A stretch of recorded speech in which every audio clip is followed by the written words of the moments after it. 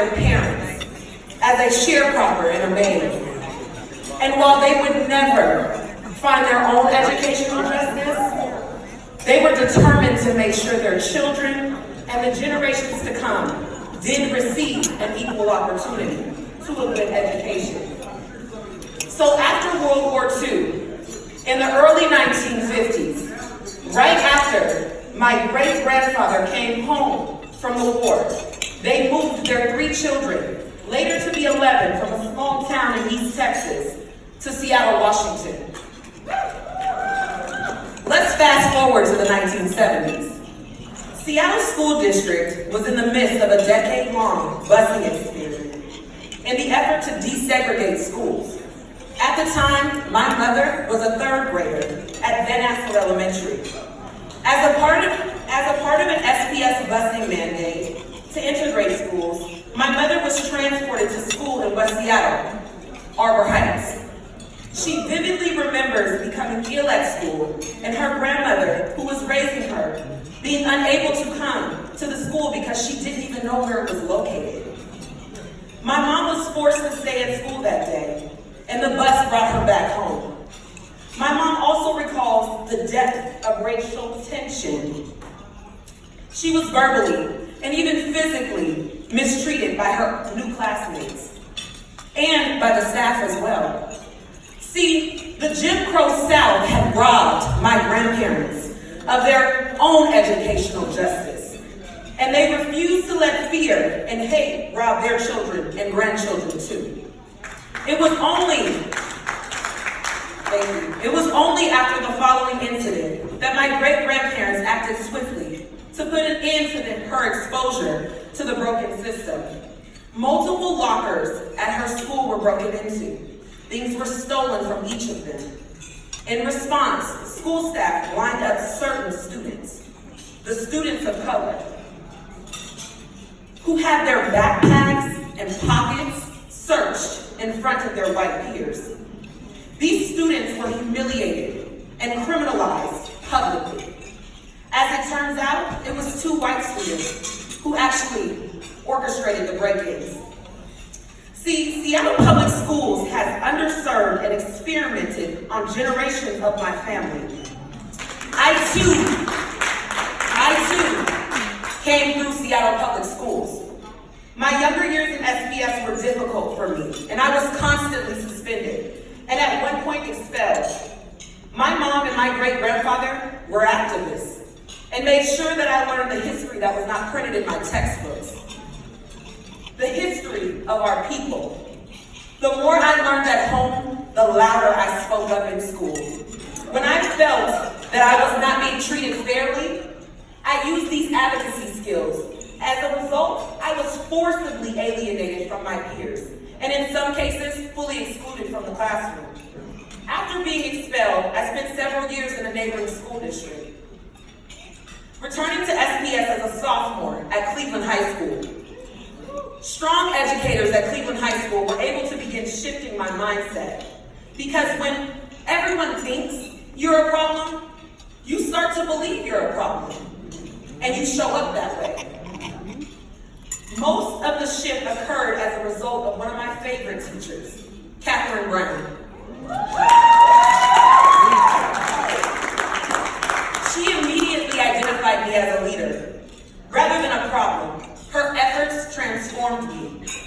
When she saw me as a leader, I could see myself as a leader, and I rose to the occasion. And yet, despite all of the hard work being done at Cleveland to shift the broken system, they were unable to fill all of the gaps from the years of being underserved. It wasn't until the end of my first quarter at the University of Washington that I had the realization about my own education. My grades were lower than I expected. I was disappointed and frustrated at how underprepared I had been to navigate college systems. It was quite a wake-up call to hear from a professor that my writing level was at about a middle school student level, and went on to recommend me to begin working with a tutor. It was at that point that I realized my white peers were prepared for college level work, and I would have to work twice as hard to achieve what they could. graduation, I became deeply involved in local and national grassroots efforts to promote justice and equity in both access and opportunity. It was for those reasons that I decided I could have the greatest impact as a lawyer. Initially, I believed that's where my passions and talents would have the biggest impact. I soon realized that I didn't need to wait for kids to enter the justice system for me to advocate for their equity.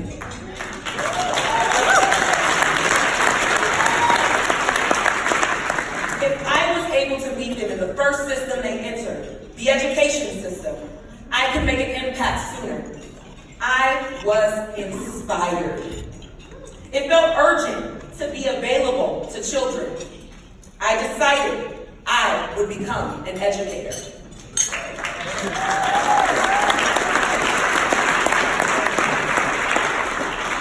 I began researching what I needed to do to start the process, and I discovered Seattle Teacher Residency. Not only a teacher prep program, but one with a focus on social justice and equity. I attended an information session and was even more inspired by the stories of residents in training who were sharing their experiences while in STR. I was intrigued to hear that they were taking courses on identity and equity, and even more so by how they were learning from an actual teacher in a classroom. They were working in schools and in the neighborhood where I grew up. They shared about the urgency it felt to address the segregation in Seattle and how important it was to impact these schools, on the South End specifically. There was a collective understanding that schools serving the most vulnerable populations deserve teachers and educators who saw equity as a part of their job. The values and the mission of STR felt perfectly aligned with my own. This was the program that would make me an educator.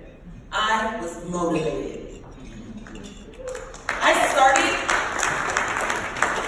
started my residency year at Madrona Pre-K 8, now Madrona Elementary, a small neighborhood school off of 32nd and Union.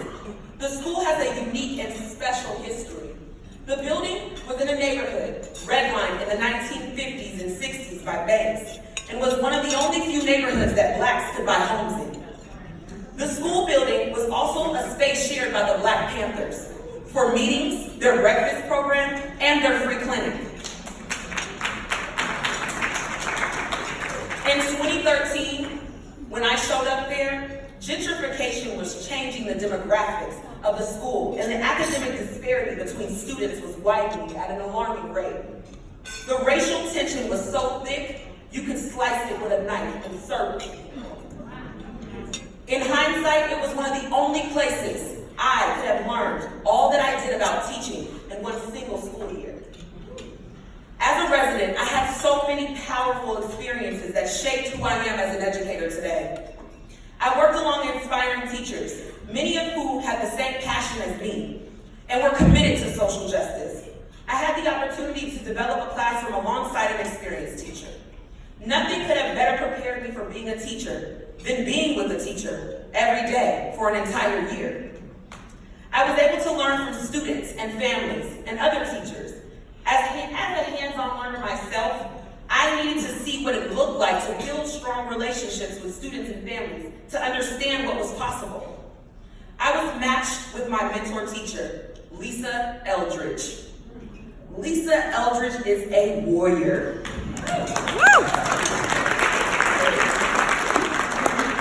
Her passion was matched by my own, and I was eager to learn from her. She taught me that no matter how many doors you have to break down to get our students what they need, you tear them down and you make sure they hate to see you coming.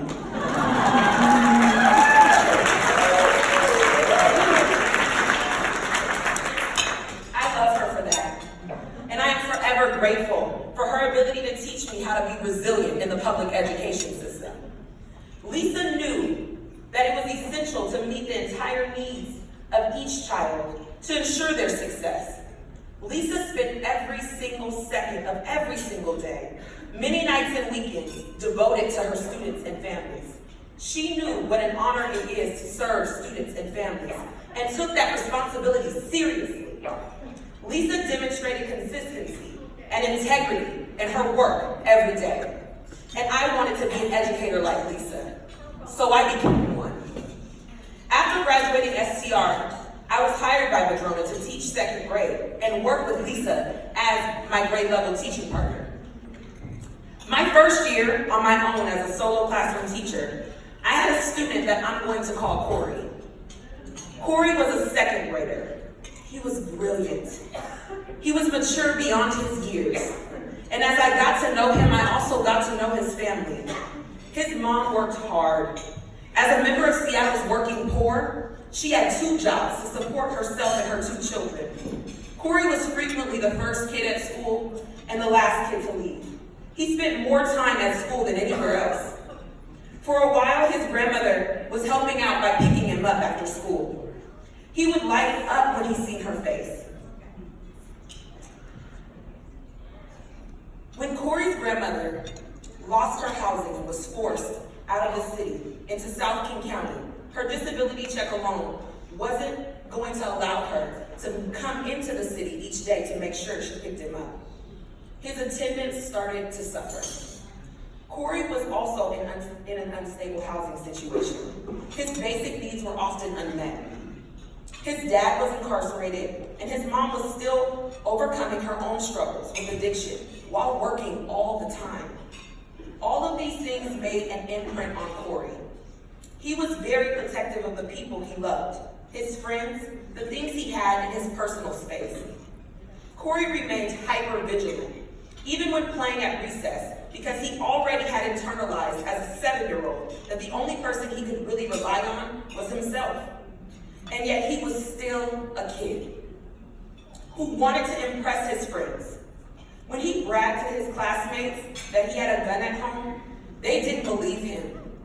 The next day, my 7-year-old, second grade student arrived at school and proved his friends wrong. Tucked inside his coat pocket, he had a BB gun. He had been given the gun by an older Madrona student whose family was living in the same shelter. Corey believed that the gun was for protection. He was eager to show his friends one of his most prized possessions, and he kept his word. Corey expected that they would be excited to see the gun, but instead their reactions were fearful. I know this topic is both sensitive and scary, and is exactly why I have to talk about it. There isn't a single educator or parent who ever wants to hear that this has happened in their school, Corey's parents included. But this is the reality of the schools in the areas of gentrification.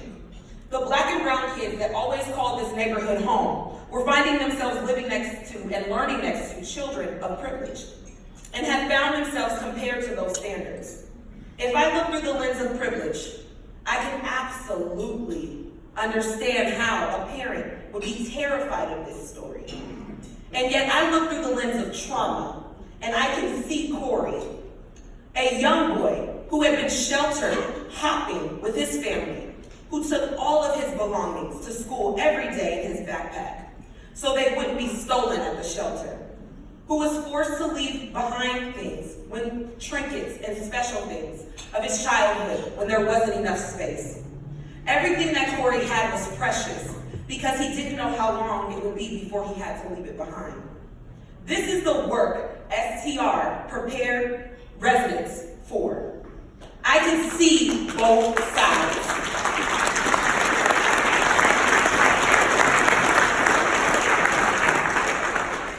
And I decided to use my own privilege to ensure that this child was not criminalized for his life circumstances. Corey's prison pipeline appeared before me, and it was my job as his teacher to interrupt it. Corey didn't know the pipeline existed yet, and I would be damned if it would happen on my watch.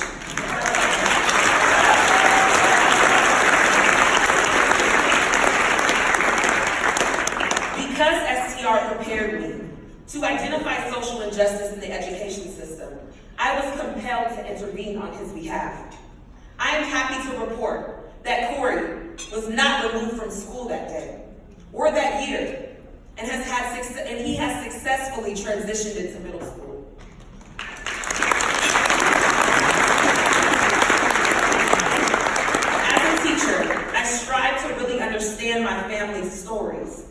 I can support the whole child.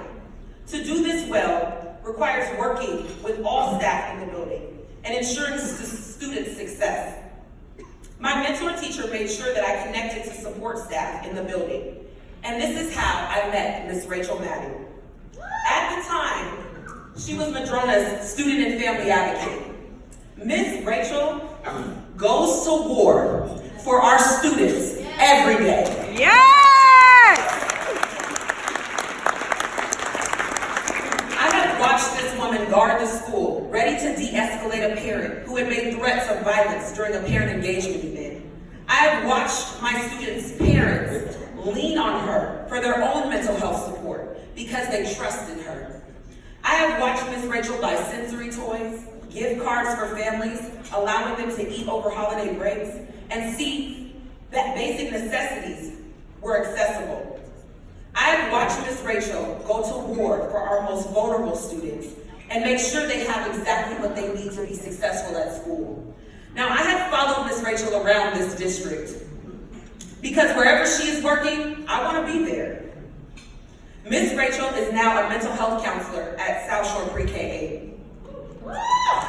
She is a champion, and I tell you about her because of the relationship between teachers and counselors is imperative to the success of the whole child. The impacts of poverty, community violence, addiction, incarceration, homelessness, and the inability to access basic resources are present in classrooms and affecting all aspects of the education system. When students experience mental health instability, which 1 in 5 students will, they cannot learn at the expected rate.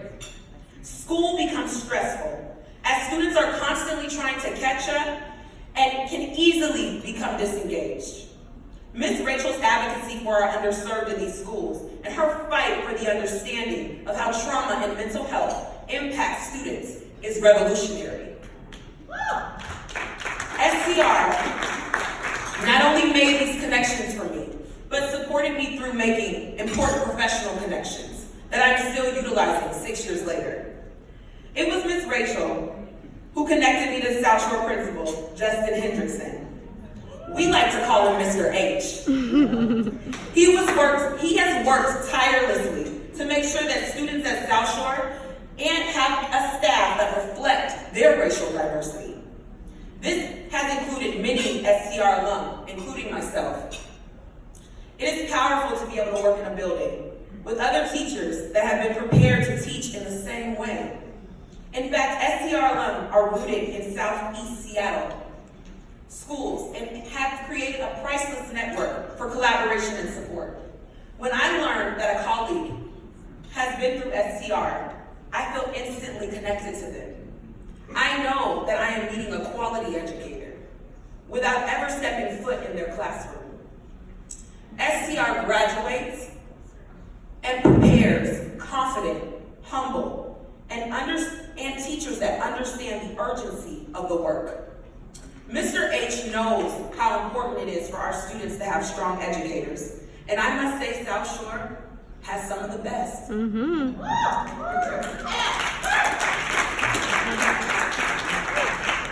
When I began my work at South Shore, being the amazing educator and principal Mr. H is, he made sure I knew who the SCRs were in the building because he understands the importance of the network.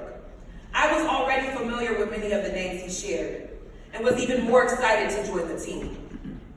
Let me tell you about these dynamic teachers, these phenomenal SCR grads that I get to work with these days. Sarah Trapp, a peer from my own cohort, develops students' love for reading at South Shore.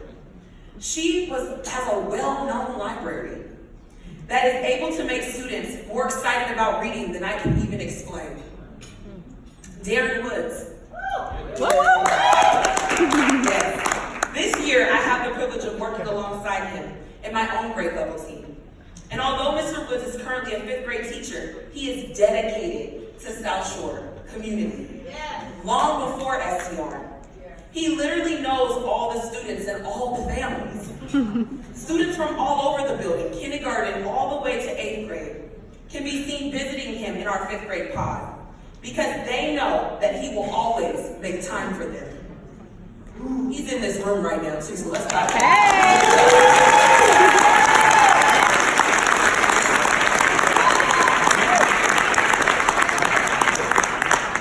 Alex Rankin. He's in this room too. A 3rd through 5th grade SEL teacher in our special education department who came to South Shore the same year I did. He has a magic for connecting with students that is unlike anything I have ever seen. He and I serve a couple of the same students. However, he ended up supporting all of my students' social and emotional needs and still does. I too felt connected to him instantly. He felt like family. STR had clearly produced another educator who was built and called for this work. His passion and urgency for change in this system is like my own, and was born from his own experiences as a public school student. Malika Vester.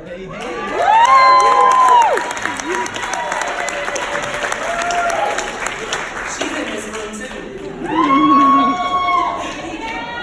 Just this week, I was walking down the hall with one of her 1st grade students when he said, "I hear Miss Vester laughing." I said, "How do you know that's her?" And he said, "Because she's always smiling and laughing." In the 1st month of school, this student has heard his teacher laugh so much already that he can identify it without even seeing her. We walked around the corner and there she was, smiling and laughing. The joy that she experiences through her work can be felt all over our building. Last but not least, Herman Moreno.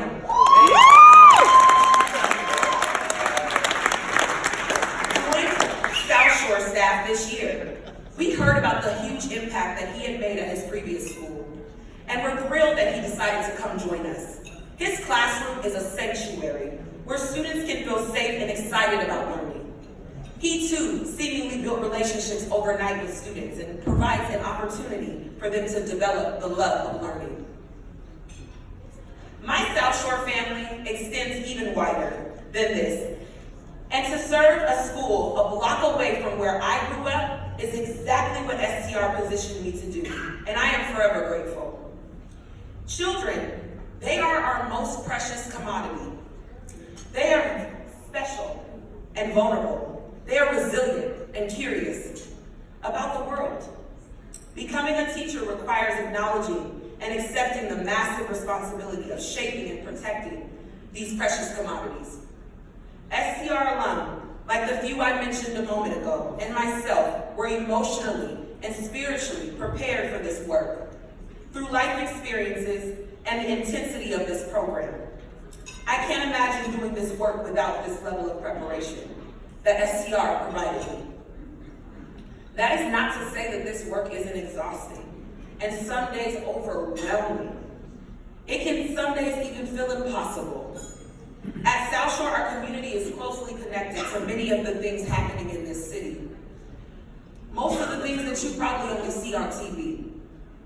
It is rare that the community violence isn't somehow connected to one or more of our families. Daily, we support students through the loss or arrest of a loved one. I can't quite describe what it's like to look into the eyes of a 10-year-old who lost their teenage sister and was murdered, or a 7-year-old who was delivered to school by a foster parent after their own parent was incarcerated the night before. All of this takes a toll in the form of vicarious trauma. Teachers are often highly impacted and yet still tasked to support students and families through the public education system. The emotional and mental health of our adults in our building is imperative. Mr. H understands this and fights for resources that not only our students, but for our staff every day. If not prepared to face an additional layer of the work or not being supported in it, teachers burn out quickly. This is why SCR's work is critical and needs continuous support from donors to turn out capable and prepared educators for our city's most vulnerable youth. It is time to pay closer attention to those silenced in our city. The education profession is evolving. Teachers are no longer just responsible for reading, writing, and arithmetic, especially for our students furthest from educational justice. On any given day, I am a social worker, a nurse, a hairdresser, a chef, a laundromat, or a parenting coach. I share this with you so you can have a glimpse of what it takes to be successful in this profession. Future educators have to be prepared well.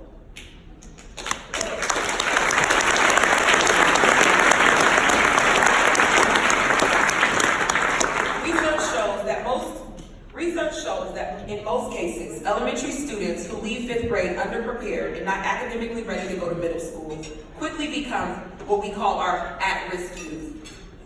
They struggle to access middle school content and often find themselves without the resources to learn the foundational skills that they missed in previous grades. This is when students decide that school is simply not a place for them and start contemplating dropping out. I am here tonight to ask you to help SCR stop the cycle of educational injustice.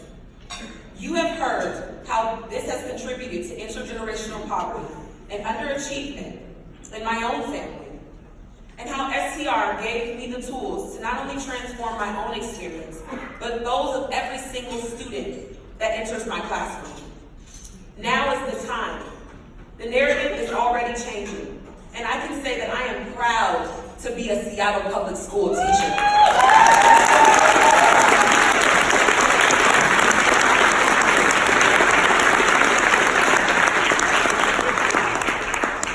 I am thrilled to watch our new superintendent lead the charge with a specific focus in Black excellence. Seattle Teacher